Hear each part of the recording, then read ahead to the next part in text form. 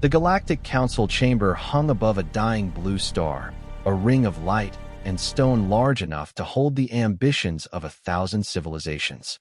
Tier upon tier of delegates watched holograms flicker in the air, trade routes, border disputes, minor wars already forgotten. Noise filled the chamber. Arguments overlapped. Power spoke loudly here. At the lowest tier sat the human delegation. They had been waiting for 3 hours. No one had given them the floor. The humans did not interrupt. They did not demand attention. They stood still, hands folded behind their backs, eyes forward. Their calm only made the mockery easier. Why are they even here? One avian delegate clicked aloud. A relic species, another scoffed. Barely survived their own planet.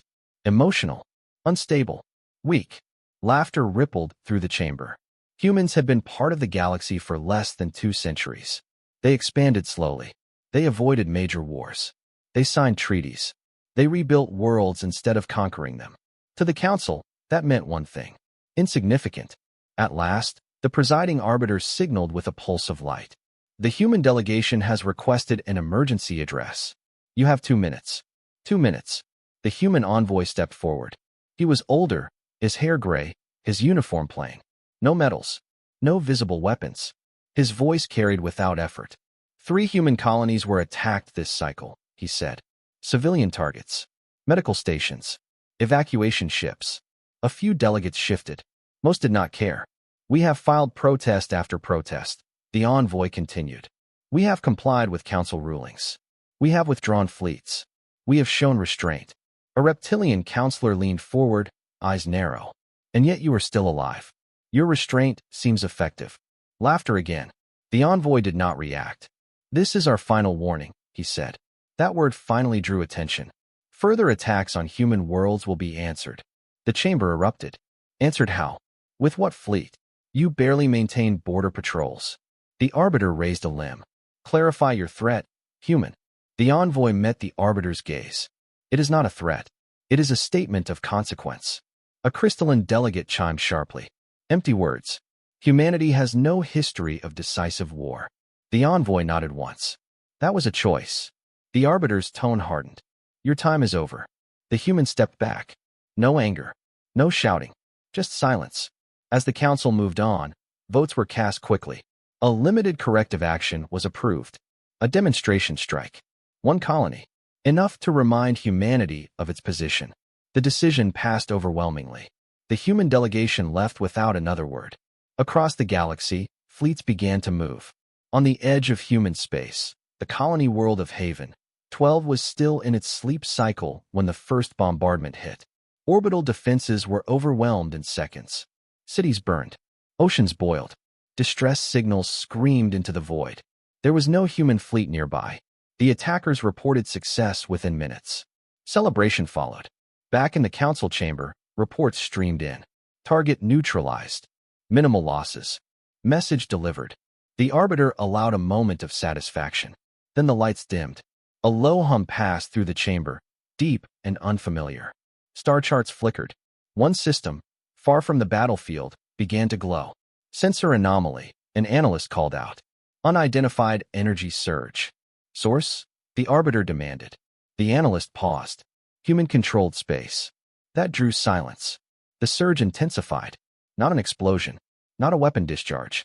The star at the center of the marked system pulsed once, unnaturally precise. On the display, an allied council world went dark. Not destroyed. Not shattered. Dark. Power grids failed. Satellites fell. Gravity twisted just enough to collapse cities inward. Billions were plunged into silence without warning. No ships were detected. No missiles. No fleets. Just consequence. Panic erupted. How did they do that? That violates every known limit. Track the source. More systems lit up on the map. Lines traced backward. Not to a fleet. Not to a weapon platform. To Earth. The arbiter turned toward the human delegation's empty platform.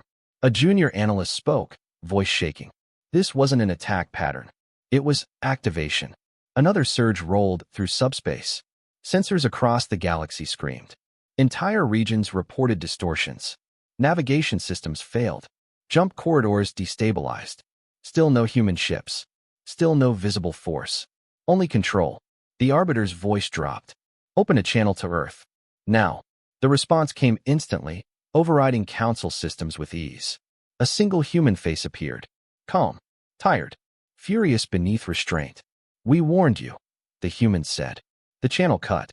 Across the chamber, delegates realized the truth at the same moment. Humanity has never been weak. Humanity had been holding back. And now, something ancient, patient, and terrible had been unleashed. Not in rage, but in answer. The dying blue star outside the chamber flickered. And for the first time in galactic history, the Council understood fear. The galaxy did not panic all at once.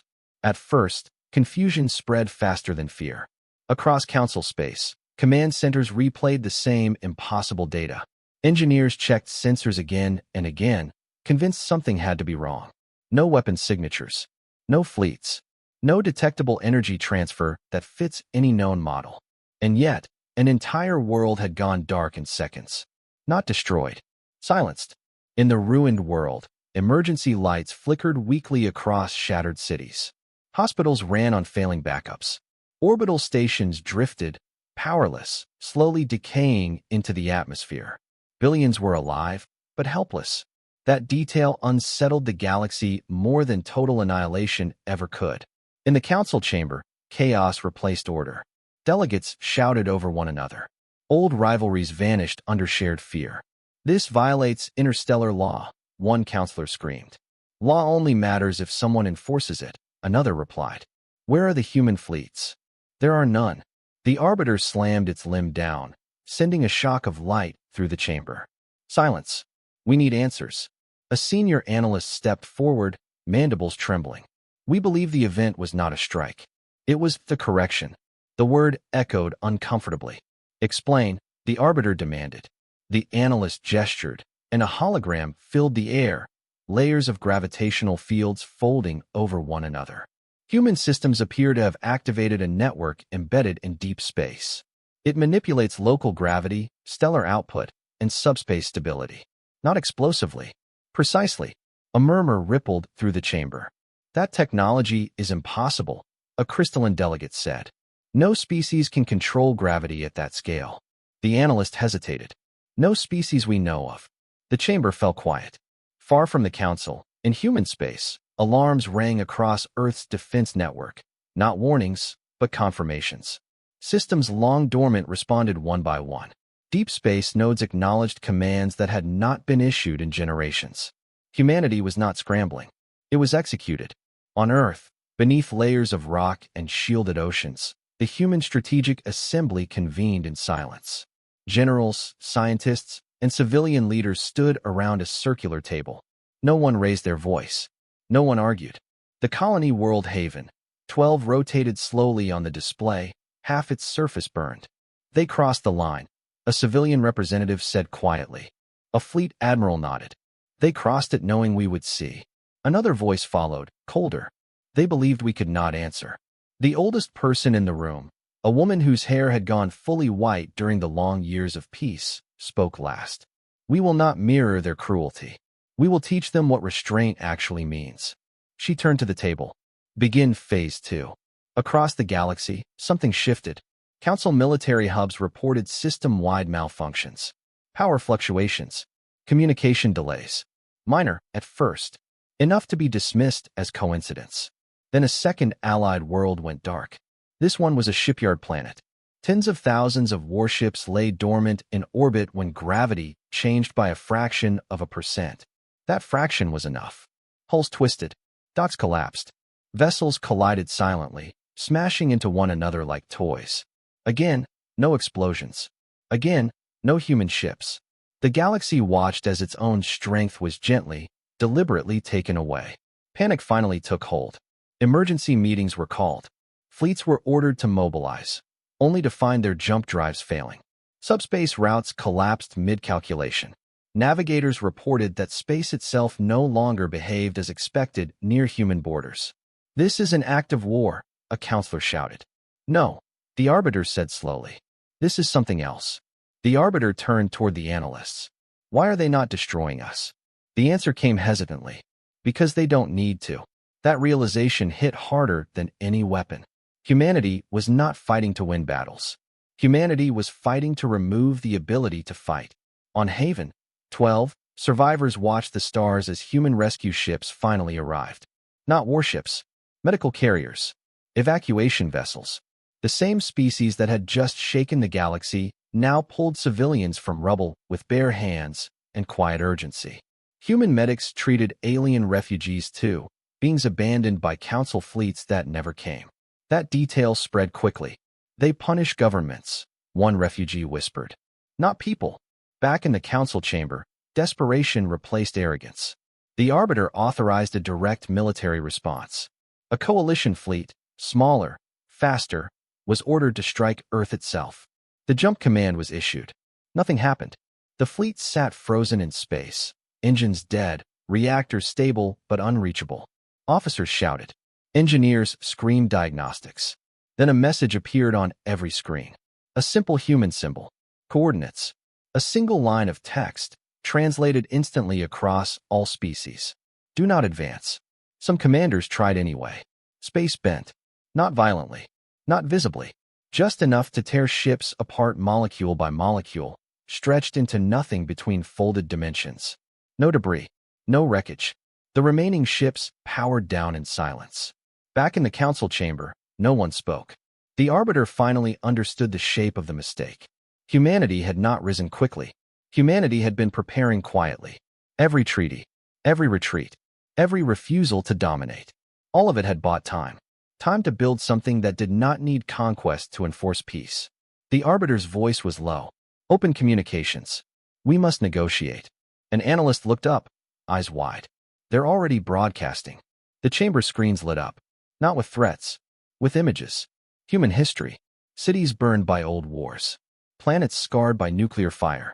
Billions dead in conflicts fought before humanity ever reached the stars. A human voice spoke, not angry, not proud. We learned this lesson the hard way, it said. Power without restraint destroys everything. We chose to become something else. The image shifted to Haven 12's ruins. You chose us. The broadcast ended. The council realized then that this was not the end of humanity's response. It was the beginning of the lesson. And somewhere in the dark between stars, deeper systems, older systems, continued to wake. The galaxy stopped pretending this was temporary. In the cycles that followed the Second World's collapse, fear spread into places no fleet had ever reached. Trade lanes emptied. Border wars froze mid-conflict. Ancient rival species declared sudden ceasefires, not out of trust, but because no one knew what rules still applied. Human space remained silent. No fleets advanced. No declarations were issued. Earth did not claim victory. It simply watched. That silence was worse than violence. Within the Galactic Council chamber, the atmosphere had changed completely. The same delegates who once laughed now avoided eye contact with the human emblem still etched into the floor where the delegation had stood. That symbol felt heavier now, as if it carried gravity of its own. Analysts worked without pause. Their projections no longer asked if humanity could dismantle the Council's power, but how long until it chose to. One pattern became impossible to ignore. Every system affected by human action had one thing in common. They had voted for the strike on Haven 12. The realization sent a ripple of dread through the chamber. They are targeting decision-makers, a strategist said quietly. Not borders. Not rivals. Us. The Arbiter did not deny it. They are dismantling authority. A veteran counselor, one of the oldest beings present, finally spoke. No. They are exposing it. Across human-controlled space, something else was happening. Something the galaxy could not see. Deep beneath Earth's surface, past cities and oceans, past even the planetary defense grid, ancient facilities unlocked for the first time in centuries. Not factories, not shipyards, archives, rooms filled with records humanity had never shared. Not because they were secret, but because they were painful. Inside one such chamber, human historians stood beside military commanders. Massive displays showed timelines stretching back thousands of years. The rise and fall of empires.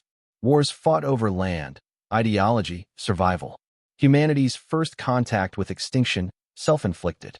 A young officer stared at the display. Why show them this? An older commander answered without looking away. Because they think power makes you superior. We learned it only makes you dangerous. Humanity had not built its deterrent to win wars. It had built it to end them. Elsewhere, in the void between stars, one of the galaxy's most advanced intelligence species attempted something desperate. They launched autonomous probes, ancient machines designed to observe even stellar interiors, toward Earth's outer systems. The probes never reached their destination. They vanished silently as space folded around them, not collapsing but redirecting, sending them drifting endlessly through null corridors with no exit. The data feed ended with one final transmission. Space is not broken. It is controlled. That message spread fast. Panic reached civilian populations across Council space. Worlds that had once cheered humanity's punishment now protested their leaders. Riots broke out. Statues of Council founders were torn down. The myth of galactic order cracked under the weight of a single truth. The Council had provoked something it could not stop. On Haven, 12 survivors gathered in makeshift shelters under artificial skies. Human relief teams worked without rest, bringing food, medical aid, and evacuation ships. No cameras followed them. No broadcasts glorified them. One alien survivor, her limbs wrapped in bandages, watched a human medic work on a child that was not his species. "Why help us?" she asked weakly. "Your people were attacked." The medic did not pause. "That's why." That answer echoed across the stars. Back on Earth, the Strategic Assembly reconvened. New reports flowed in. Council unrest, fleet paralysis, economic collapse. Humanity was winning without firing a single shot. But not everyone was satisfied. "They will regroup," one general warned. "They always do." A scientist nodded. "And when they do, they'll try something reckless." The white-haired leader of the assembly listened, hands folded. "Which is why Phase 3 exists." The room grew still. Phase 3 had not been discussed publicly. Even within humanity, only a few knew its full scope. "It will change everything," another leader said carefully. "Once we activate it, the galaxy will never see us the same way again." The woman met his gaze. "They already don't." She turned to the central display. "Begin controlled disclosure." Across the galaxy, every major network, civilian, military, commercial, was overridden simultaneously. Not hijacked violently. Invited. A human broadcast appeared everywhere. Not a single face. Millions. Human children studying alien languages. Engineers building joint habitats. Soldiers standing down after old wars. Graves stretching across ancient battlefields on Earth, marked not with pride, but warning. The message was simple. "We were not born peaceful," the human voice said. "We became peaceful because we survived ourselves." The broadcast shifted. Diagrams appeared. Human technology explained openly. Not weapon schematics, but principles. Gravity manipulation. Space-time stabilization. Energy containment at stellar scale. The galaxy reeled. "They're giving it away," a counselor whispered. "No," an analyst replied. "They're showing us how far behind we are." The voice continued. "We could have ruled. We chose not to. Because rulers fall, guardians endure." Then came the final image. A map of the galaxy. Hundreds of systems glowed. Human colonies, allies, neutral worlds. And beyond them, thousands of dormant markers. Deep space nodes. Human-made. Pre-positioned across centuries. Not activated. Yet. The broadcast ended. In the council chamber, no one spoke for a long time. Finally, the arbiter broke the silence. "They have surrounded us." "No," the old counselor corrected softly. "They have always been there." Emergency signals flooded in. Independent species announced immediate withdrawal from the council. Others demanded surrender. Some begged Earth for protection. The council's authority collapsed faster than any invasion ever could. And still, humanity did nothing more. That restraint terrified them most of all. In the deepest layer of human command space, a final system pulsed to life. Older than any colony. Built before first contact. Designed not for war, but for endings. A technician hesitated before confirming activation. "If we proceed, there is no going back." The commander nodded. "Then let history remember why we waited so long." Far away, in council space, a single surviving fleet commander stared at the stars as his sensors lit up with something new. Not an attack. Not a shutdown. A countdown. And for the first time since humanity joined the galaxy, the question was no longer what can humans do? What have they still not shown? The countdown did not tick loudly. There were no flashing numbers in the sky, no dramatic alarms broadcast across space. That was the cruel elegance of it. The countdown existed only in the systems that mattered: navigation cores, stellar monitors, deep space observatories. Places where those in power were forced to look. Across council space, commanders watched a single variable appear in their displays. A timer without a label. No explanation. No human message to accompany it. Just inevitability. Attempts to trace it failed instantly. Every probe, every signal, every computational model hit the same wall. The countdown was not transmitted. It was embedded. In the council chamber, panic turned inward. Delegates accused one another. Old alliances shattered in minutes. You voted for the strike. You approved the escalation. You mocked them first. The arbiter no longer tried to restore order. Authority meant nothing when reality itself was slipping away. A senior analyst finally spoke, voice hoarse from exhaustion. We believe the countdown is linked to space-time stability thresholds. The chamber quieted. Explain, the arbiter demanded. The analyst hesitated. Humanity isn't preparing to destroy worlds. They are preparing to change the rules under which stars behave. That sentence landed like a physical blow. You mean supernovas? A counselor whispered. No, the analyst replied. Controlled equilibrium shifts. They can increase or decrease stellar output, alter orbital constants, and rewrite gravity wells. Entire regions could become permanently uninhabitable without a single explosion. Silence followed. Someone finally asked the question no one wanted to voice. Can they target us specifically? The analyst nodded slowly. They already are. The countdown reached a new phase. Across council space, star systems that powered political and military centers began to show minor anomalies. A fraction more radiation. A fraction less gravitational cohesion. Nothing catastrophic. Nothing that would justify panic to the public. But every scientist watching understood the message. Humanity was testing the edges. On Earth, the Strategic Assembly watched the same data. Their room was quiet, illuminated only by shifting star maps. No cheers. No satisfaction. They're unraveling. A political advisor said softly. We could end this now. Force surrender. The white-haired leader shook her head. They would obey. They would not understand. She gestured to the display. We are not punishing them for Haven 12. We are curing something older. A younger officer frowned. Arrogance. No, she replied. Complacency. Humanity remembered it well. In the early days of spaceflight, humans had believed technology would save them from themselves. That belief had nearly ended them. They survived by learning restraint, by building systems that prevented easy violence, even when fear demanded it. The galaxy had never learned that lesson. Now it would. Far from Earth, in a neutral system untouched by the conflict, representatives of smaller species gathered in secret. These were not council elites. They were traders, scholars, and refugees. Beings who had lived under council rule for generations. They shared stories. Council fleets seizing resources. Council courts ignoring pleas. Council worlds prosper while frontier systems starve. One truth became clear. Humanity was not the first victim. It was just the last one to answer.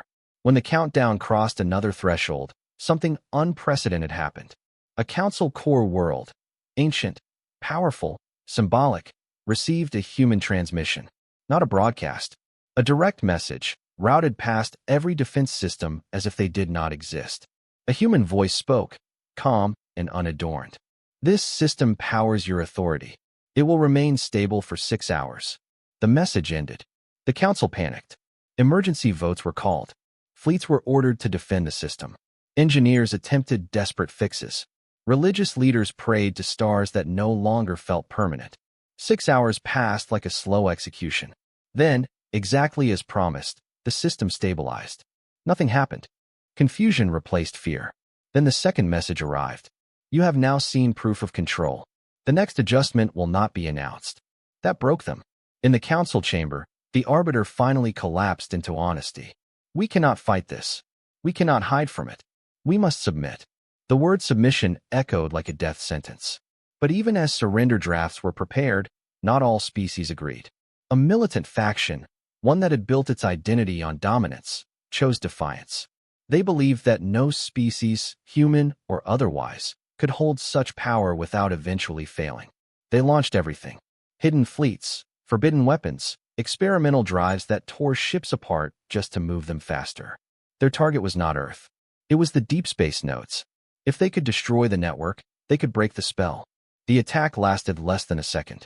Human systems responded automatically. Space folded inward around the attacking fleets, not crushing them, but isolating them. Entire armadas were sealed inside gravity bubbles, cut off from time itself. To the galaxy, they vanished. To those inside, nothing happened at all. They were frozen between moments. When the data reached the strategic assembly, no one spoke. That was Phase 3's final safeguard, a scientist said quietly. The white-haired leader closed her eyes. Then they have chosen their fate. Across the galaxy, the countdown reached 0. Nothing exploded. Instead, a shift rippled through subspace. Gentle, controlled, absolute. Council command networks lost priority access. Jump lanes rerouted away from old power centers. Energy surpluses redistributed themselves according to stability algorithms written by human hands. The Galactic Council did not fall in fire. It became irrelevant. Worlds once forced to obey now governed themselves. Trade flowed freely. Militaries downsized overnight, their purpose erased by physics itself. A final human broadcast followed. "We are not your rulers," the voice said. "We are not your enemies." Images of Haven, 12 appeared again, now rebuilt. Green. Alive. "We warned you because we hoped you would listen. You chose pain. We chose limits." The voice softened. "This network will remain. Not as a weapon, as a reminder." The broadcast ended. In the silence that followed, something remarkable happened. The galaxy breathed. For the first time in recorded history, there was no dominant power. No central authority capable of forcing war on 1,000 unwilling worlds. And humanity? Humanity withdrew. Fleets returned home. Systems powered down. The deep space nodes dimmed, but did not vanish. They waited. On Earth, the strategic assembly disbanded. The white-haired leader stood alone for a moment, looking at the stars. "Will they hate us?" someone asked behind her. She did not turn. "Some will. And the rest? They will remember." Far away, in the quiet between stars, ancient civilizations began rewriting their histories. Not to glorify conquest, but to mark the moment they learned fear was not the galaxy's greatest danger. Unchecked power was. And humanity had proven something no species ever had before. That the strongest force in the universe was not destruction, but restraint, enforced by stars themselves. The galaxy did not celebrate its freedom. That surprised many. There were no grand festivals, no unified declarations of gratitude, no statues raised to human heroes. Instead, there was something far heavier and far more lasting. Caution. Worlds that had once rushed to expand now slowed their growth. Militaries shrank, not because treaties demanded it, but because weapons felt unreliable. Not broken, just obsolete in a universe where physics itself could refuse permission. The old council chamber still floated above the dying blue star, but it was empty now. Delegates had not returned. No one wanted to sit where arrogance had once ruled. The chamber became a monument to silence, drifting endlessly, its lights dimmed. And yet, beneath the calm surface, the galaxy was uneasy. Because humanity had not explained everything. Across scientific institutions, alien researchers studied the aftermath obsessively. They mapped altered jump lanes. They tested gravitational constants. They searched for flaws in the new balance. They found none. Human systems did not dominate space. They defined it. That truth gnawed at every civilization that had once measured power in fleets and firepower. On Earth, the mood was no triumph either. Cities continued their routines. Ships launched for trade, not war. Children learned history that ended with Haven, 12, not as a victory, but as a warning. Still, not everyone slept easily. In a secured observatory beneath the Pacific Ocean, a group of human analysts monitored the galaxy's slow recovery. Systems stabilized. Trade resumed. New alliances formed without coercion. But one region remained dark. A stretch of space where stars glimmered faintly, distorted, as if viewed through deep water. The null expanse. The place where the defiant fleets had been sealed between moments. Time-locked. Unreachable. A young analyst leaned forward. "They haven't decayed. They haven't moved. It's like they're waiting." An older scientist nodded. "From their perspective, no time has passed. Then if the field fails? It won't, the scientist interrupted. Not unless we allow it. That answer did not comfort anyone. Far beyond human space, on a remote world once crushed by council taxation, a gathering took place. Leaders from dozens of former client species met without fear of interception. For the first time, no council observers hovered nearby. A scholar from a long-oppressed species spoke first. The council is gone. Humanity holds power beyond anything we imagined. And yet, they rule nothing. A merchant replied, "That is what frightens me." Others nodded.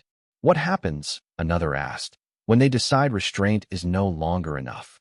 The question hung unanswered, because no one, not even humanity, knew the answer.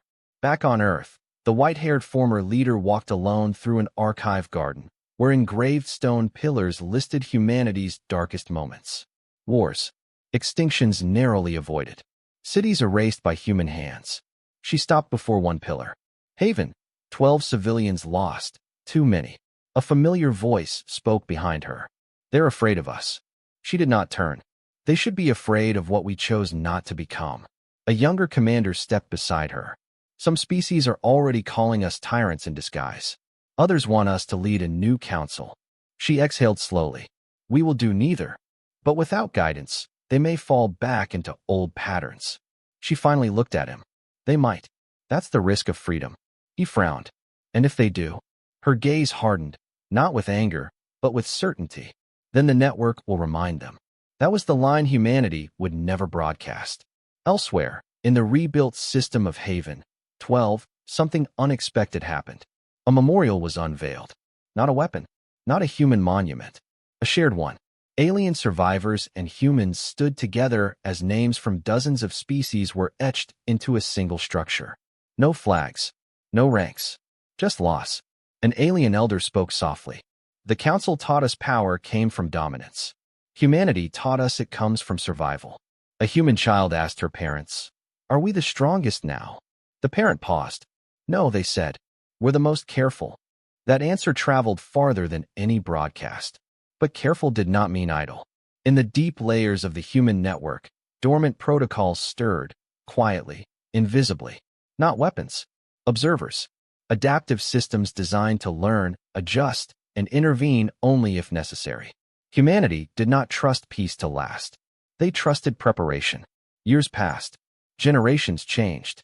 The galaxy adapted to a world without a single ruling power. Smaller councils formed. Regional accords replaced the empire. Conflicts still happened, but they burned out quickly, starved of the old incentives for endless war. And humanity? Humanity faded into the background. That was when the mistake happened. On a frontier world far from Earth, a new coalition rose. Ambitious, disciplined, convinced they had cracked the human secret. They believed the network relied on centralized command. That humanity's restraint was also its weakness. They spent decades preparing in silence. When they struck, they did not attack Earth. They attacked the idea of restraint itself. Simultaneous assaults erupted across neutral systems. Civilian worlds burned. Refugees fled in waves not seen since Council rule. The attackers broadcast their message proudly. Power belongs to those willing to use it. The galaxy froze. Eyes turned, not to fleets, not to councils, to Earth. On the strategic assembly's long-unused floor, lights came on again. The white-haired leader, older now, slower, took her place once more. Reports flowed in. Casualties. Displacement. Panic. A general spoke first. If we intervene directly, we become exactly what they fear. A scientist followed. If we don't, the lesson we taught will be forgotten. Silence stretched. Finally, the leader spoke. We will not punish ambition. She looked at the star map. We will punish cruelty. The command she authorized was not a strike. It was a reveal. Across the galaxy, hidden data unlocked itself. Records long sealed by the new coalition's leaders surfaced. Secret purges, resource hoarding, manufactured famines designed to force compliance. The truth exploded across public networks. Worlds revolted overnight. The coalition collapsed from within before humanity ever touched physics. Then came the final step. Human ships appeared for the first time in decades. Not armadas. Observers. Medical vessels. Reconstruction fleets. They helped rebuild the worlds that had burned. They never fired a shot. The galaxy understood then. Humanity did not rule because it could destroy stars. Humanity endured because it understood something the galaxy was still learning. Power fades. Memory does not. And somewhere, deep in the fabric of space, the network remained, silent, patient, awake. Not as a threat, as a promise, that if the stars ever had to learn through pain again, humanity would remember first. The galaxy tried to convince itself the crisis had passed. Trade recovered. Borders stabilized.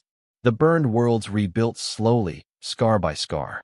The coalition that had dared to rise against restraint existed now only in archives and whispered warnings. To most citizens across the stars, humanity became a distant idea again. Powerful, yes, but quiet. Watchful, uninvolved. That illusion lasted until the night the stars blinked. It began subtly.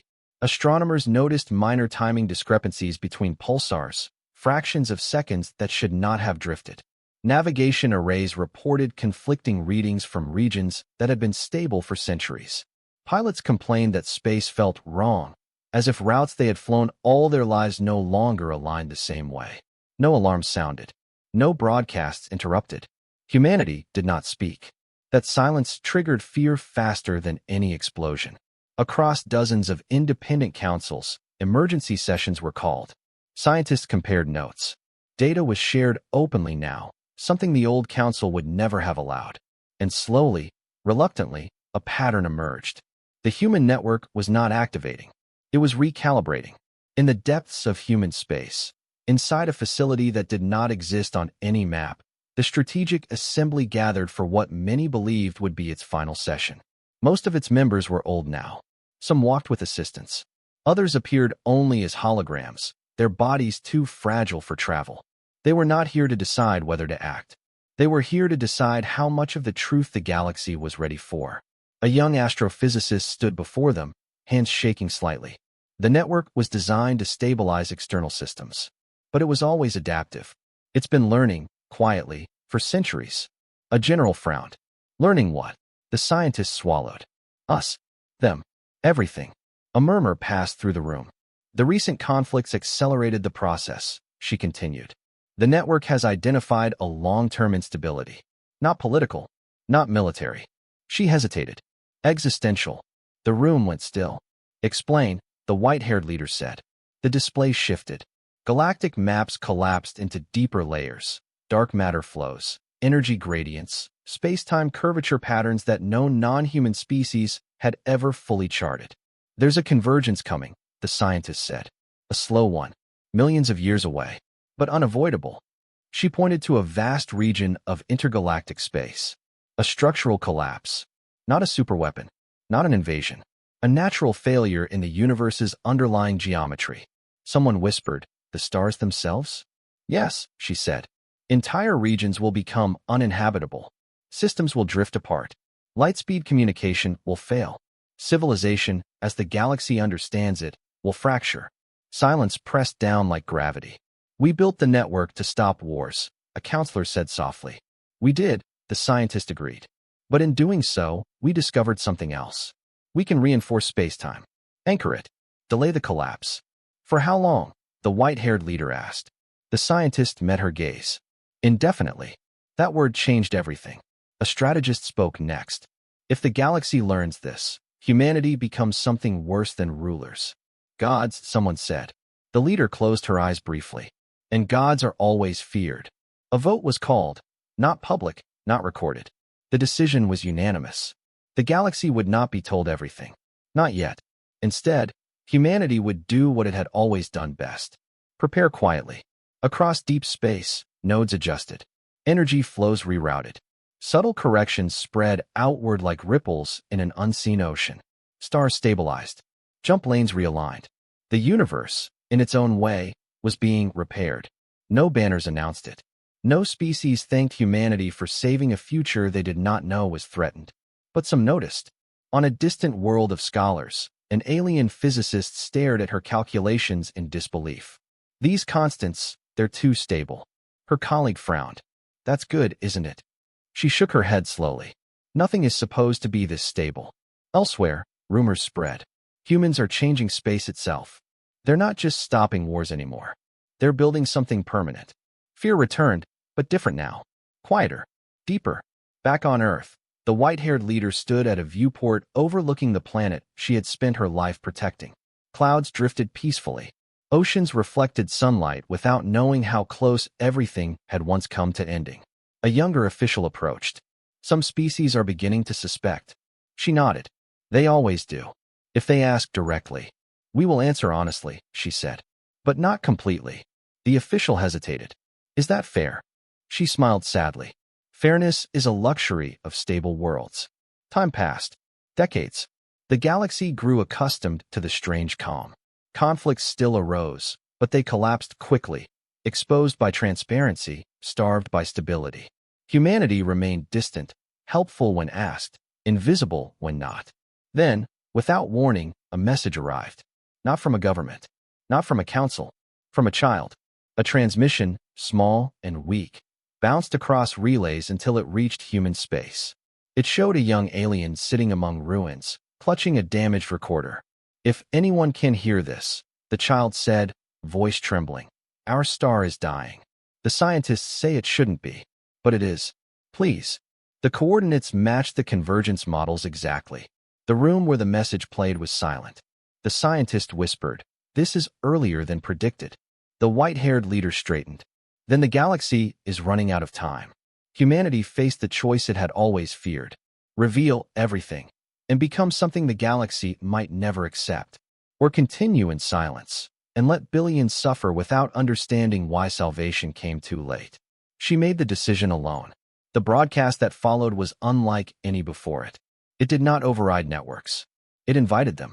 Every species, every world, every independent system received the same message at the same time. A human stood before a field of stars. We have kept secrets, the voice said. Not to control you. To protect you. Images followed, not of war, but of equations, simulations, collapsing spacetime. Futures where civilizations faded into darkness not from conquest, but from cosmic failure. We discovered this while building a weapon we hoped never to use, the voice continued. We chose restraint, and in doing so, we found responsibility. The galaxy listened in stunned silence. We can hold the universe together, the human said simply. But we cannot do it alone. The message ended with coordinates, not targets, meeting places. Across the stars, fear battled all. Humanity had not declared itself ruler. It had declared itself caretaker. And the galaxy now faced a question far heavier than war. Could it trust the species that had once shaken the stars through pain, to now save them through patience? The answer would decide the fate of everything that followed. And for the first time since the council fell, the future did not feel quiet. It felt fragile. The galaxy did not answer immediately. That silence was not rejection. It was a shock. Entire civilizations had just been told that the universe itself was failing, and that humanity had known for generations. Some worlds panicked. Others denied it outright. A few accused Earth of fabricating the threat to justify permanent dominance. But one fact cut through every argument. The dying star from the child's message was stabilizing. Slowly, precisely, artificially. Independent observatories confirmed it within hours. Energy loss reversed. Stellar mass realigned. Radiation levels normalized to values that should not have been possible. Humanity had not made a promise. It had demonstrated proof. Emergency assemblies formed across the galaxy. Not councils of power, but gatherings of survival. Scientists replaced generals. Engineers replaced admirals. For the first time in galactic history, strategy discussions did not involve borders or fleets. They involved existence. At the coordinates provided by humanity, a neutral system became the center of everything. No single species claimed it. No flags were raised. Massive stations were constructed collaboratively, some grown, some forged, some assembled from materials that defied easy classification. Human ships arrived last. Not in force, in support. Medical vessels, construction platforms, data relays. Their presence was steady, restrained, almost careful, as if Earth feared reminding the galaxy of what it could do. Inside the central station, the first Universal Continuity Summit convened. The name was chosen deliberately. Not council, not an alliance. Continuity. Delegates filled the chamber. creatures of every form, size, and origin. Some wore ceremonial armor. Others arrived with nothing but data slates and exhausted eyes. Human representatives did not sit at the center. They sat among the others. That alone unsettled many. The opening session began without speeches. Instead, humanity shared data. Raw, unfiltered, terrifying. Simulations of space-time shear. Projections of star cluster collapse. Models showing communication blackouts that would isolate entire civilizations forever. The timelines varied, but none ended well without intervention. A delegate finally spoke, voice shaking.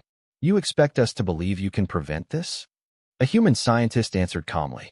"No, we expect you to verify it." That changed everything. Humanity opened its methods to scrutiny. Not schematics for control, but principles of reinforcement. Space-time anchoring. Energy redistribution without extraction. Techniques developed not from conquest, but from centuries of preventing self-destruction. Alien scientists challenged every assumption. Humans welcomed it. Arguments lasted days. Calculations ran non-stop. Entire theories collapsed and reformed under shared pressure. Slowly, reluctantly, the galaxy's greatest minds reached the same conclusion. Humanity was not lying. Humanity was early. That realization split the summit in two. One faction saw hope, cooperation, a chance to build something that would outlast any empire. The other saw danger. "If we allow this," a hardened delegate warned, "we accept human oversight forever." Today they ask for help. Tomorrow, they decide what survives. Murmurs followed. The memory of the council's fall still burned. The white-haired human leader listened without interruption. When she finally spoke, the chamber quieted. "You are right to fear concentration of power," she said. "We feared it too. That is why we did not act alone." She gestured to the shared displays. "This solution does not belong to us." It never did. She activated another projection. A network map appeared, but not the human one alone. New nodes glowed, each marked by different species symbols. Engineering contributions, energy sources, computational frameworks built by non-human minds. "We did not come here to save you," she continued. "We came here because we cannot do this without you." A pause. The universe does not need rulers. It needs stewards. The word carried weight. Some delegates recoiled. Others leaned forward. A scientist from a species older than humanity spoke next. "And if we refuse?" The leader met their gaze. "Then we will still act. Quietly, carefully, as we always have." The implication was clear. Humanity would not let the universe die to preserve pride. The vote that followed was not unanimous. But it did not need to be. Enough worlds agreed to begin the Continuity Project, a decentralized effort to reinforce the galaxy's structural stability. No single command. No central authority. Humanity would coordinate, but not control. Construction began immediately. Across deep space, ancient stars were anchored. Energy was rerouted from regions of excess to regions of decay. Species that had never shared technology now worked side by side, bound not by trust, but by necessity. For a time, hope returned. Then the sabotage began. It started small. Data corruption, construction delays, mysterious failures in non-human nodes. At first, it looked like an error. Then a human analyst noticed the pattern. "These disruptions," she said quietly, "they're not random." The white-haired leader frowned. "Source." The analyst hesitated. "Someone is trying to accelerate the collapse." The room froze. "Why would anyone do that?" a delegate demanded. The answer came from an unexpected voice. An archivist from a species that had once thrived under the old council spoke softly. "Because some powers were built on scarcity, on fear, on the threat of ending things." A chilling realization spread. There were species, remnants of old empires, extremist factions, forgotten warlords, who saw the coming collapse not as disaster, but as opportunity. If the universe fractured, only the strongest would endure, and they believed they could be among them. The first confirmed act came days later. A reinforcement node failed catastrophically. Not naturally, deliberately. The resulting space-time tear consumed 3 nearby systems before it stabilized. Worlds lost not to war, but to nothingness. Billions vanished. The summit chamber filled with horror. The white-haired leader closed her eyes. "They've chosen extinction over equality," she said. A general spoke what many were thinking. then we should respond decisively. She opened her eyes. No, she said firmly. That is what they want. She turned to the assembly. This project survives only if it is not seen as human enforcement. If we become executioners, the galaxy fractures faster. Then what do we do? Someone asked.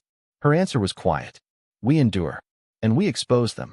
Humanity released the evidence, not as accusation, but as truth. Data trails, energy signatures, proof that the sabotage came from those clinging to the old idea of dominance. Public outrage followed. Worlds withdrew support from the saboteurs. Trade collapsed. Refuge vanished. Their influence shrank, not through violence, but isolation. Cornered, the saboteurs made their final move. They targeted Earth, not with fleets, with collapse itself. A chain reaction was triggered near Sol, an attempt to force humanity to choose between saving itself or saving the galaxy. Alarms rang across human space for the first time in generations. The strategic assembly reconvened in seconds. The white-haired leader looked at the display, eyes steady. They think we'll choose ourselves, a general said. She shook her head. They never understood us. She gave the order. Divert the anchor. Full load. Engineers froze. That will leave Sol exposed. Yes, she said. Temporarily. The human network surged outward, reinforcing distant regions first. Billions of lives stabilized. Sol dimmed. For one terrifying moment, Earth's star flickered. Across the galaxy, every species watched.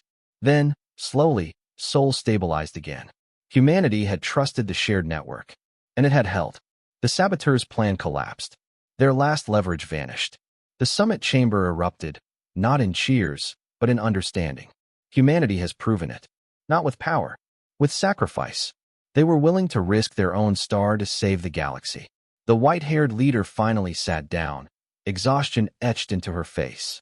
We warned you long ago, she said softly. Not because we wanted obedience. She looked around the chamber. But because survival is never a solo achievement. Outside the station, stars shone, still fragile, still threatened. But now, for the first time, they were guarded not by fear, but by a shared promise written into the fabric of the universe itself. The moment Sol stabilized, something fundamental shifted across the galaxy. It was not a relief. It was a belief. For the first time, the galaxy understood that humanity's power was not measured by what it could destroy, but by what it was willing to risk. The idea spread faster than any broadcast, carried by scientists, traders, refugees, and observers who had watched Earth gamble its own star to save strangers. That kind of proof could not be argued away. The Universal Continuity Summit reconvened under a different atmosphere. The tension remained, but suspicion had thinned, replaced by something fragile and unfamiliar. Trust. Not blind trust. Not worship. Something harder. Earned trust. Delegates who had once questioned humanity's motives now studied human data with renewed seriousness. Species that had stood on the sidelines quietly joined the Continuity Project. New nodes activated. This time built and operated entirely by non-human civilizations, using principles humanity had shared but never controlled. The network was no longer human. It was galactic, and that frightened the last holdouts more than anything Earth had ever done. In the shadows beyond mapped space, the remnants of the saboteur factions gathered what remained of their strength. Their fleets were small now. Their influence is broken. But desperation had replaced strategy. They had failed to force humanity's hand. So they chose a different target. Memory. Across multiple worlds, coordinated information strikes erupted. Archives were altered. Historical records rewritten. The old council's crimes were minimized. Humanity's interventions reframed as manipulation. Carefully seeded narratives spread, whispering the same idea everywhere. They planned this. They engineered the crisis. They want eternal leverage. The lies were subtle, plausible, dangerous. Within weeks, protests erupted in distant worlds. Not violent, but loud. Demands for transparency. Calls for human withdrawal from the Continuity Project. Fear dressed as reason. On Earth, analysts watched the trend lines climb. They're attacking legitimacy, one advisor said. If they win the story, they don't need to win the war. A general clenched his fists. Give the word. We can shut this down in minutes. The white-haired leader shook her head. No. Then what? He demanded. We tell the truth, she said. All of it. The room fell silent. The scientist who had first revealed the convergence looked up sharply. That means revealing the full scope. The projections. The end state. Yes, the leader replied. That will terrify them. She nodded. So did the truth about us. The broadcast that followed was unlike anything before it. It did not come from a single human voice. It came from thousands. Scientists, farmers, engineers, soldiers, survivors of Haven, 12. Children born after the council fell. They told their stories. Not of victory, but of fear, of near extinction, of the long years humanity spent terrified of its own potential, of the safeguards built not to control others, but to restrain themselves. Then the data came. Unfiltered projections showing what would happen if the continuity project failed. Entire regions fading into unreachable darkness. Civilizations are isolated forever, not by war, but by distance itself. No dramatics. No threats. Just reality. The message ended with a simple statement.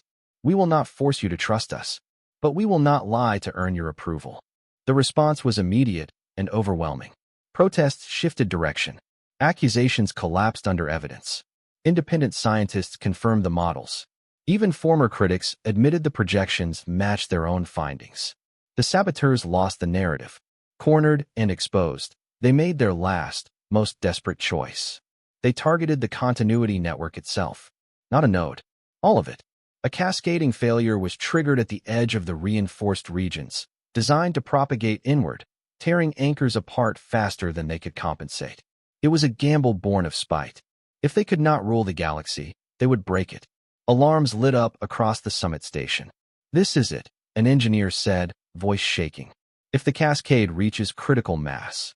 It won't, the white-haired leader said calmly. She turned to the assembly. This is why we never centralized control. Across the galaxy, continuity nodes responded, not with human commands, but with local ones. Alien engineers rerouted flows. Independent AIs compensated. Species that had never trusted one another now synchronized instinctively. The cascade slowed, then stalled, then reversed. The saboteurs watched their final plan fail, not because humanity stopped it, but because the galaxy did. Their fleets went dark shortly after, cut off not by weapons, but by refusal. No ports accepted them. No systems granted refuge. They drifted into irrelevance, their ideology suffocating in the vacuum it had tried to create. The crisis ended quietly. In the days that followed, something unprecedented happened. The Universal Continuity Summit dissolved. Not in failure, in success. It reformed into something smaller, lighter, and temporary. A coordination forum, not a ruling body. Membership rotated. Authority was shared and limited. No permanent seats. No lifetime power. The galaxy had learned that lesson too well. Humanity stepped back.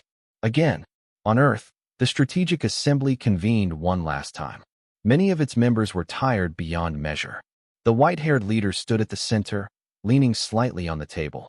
The Continuity Project no longer needs us to lead, she said. That was always the goal. A younger official asked quietly. And if another crisis comes? She smiled faintly. Then we'll answer. Like we always have. She deactivated the Assembly's authority codes. The room lights dimmed. The Assembly was no more. Years passed. The galaxy stabilized, not into perfection, but into resilience. Conflicts still occurred, but they burned out quickly, constrained by a universe that no longer rewarded domination. Cooperation became practical, not idealistic. Humanity became ordinary, not forgotten, but normalized. And that, more than fear or awe, ensured peace. On Haven, 12, now fully rebuilt, a new generation walked beneath open skies. A monument stood at the city's center, not tall, not grand, just a simple inscription. Here, the galaxy learned that power without restraint ends everything. A human child stood beside an alien friend, reading it aloud. Is it over? The child asked. The alien considered the stars. No, but it's better. Far away, deep within reinforced space-time, the continuity network hummed softly. Not active, not dormant. Ready, not as a weapon, not as a threat, but as a final lesson written into the structure of the universe itself. That when the galaxy was pushed to the edge, humanity did not rule it. Humanity held it together.